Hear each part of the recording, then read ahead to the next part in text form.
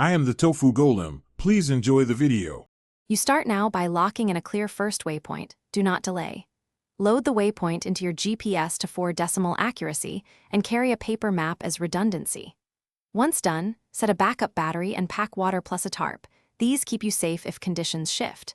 Make sure to confirm the local weather window. If wind or storms are coming, postpone. This first set of actions gets you moving with reliable data and the minimal gear you need. You proceed by leaving the trail and using natural landmarks. Follow the river south for 2.8 km while counting left bank rock outcrops as checkpoints. When you reach the fork, pick the narrower channel that's marked by 3 cairns. This keeps you on the only way forward.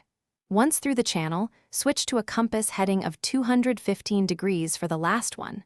5 km. Slow down as you see small blue glints. Those reflections are you finish with a cautious, deliberate approach. Reduce speed to about 1 to 2 km per hour when you're within 200 meters and tune your hearing to ambient cues. Wind shifts, frog calls, or water flow often reveal the inlet. Make sure to scan the shoreline for the single stone arch. That specific feature is the entrance to the Azure Lagoon. If you lose the route, immediately retrace roughly 300 meters back to the last cairn, reset your GPS, and reapply heading 215 degrees to regain the only way.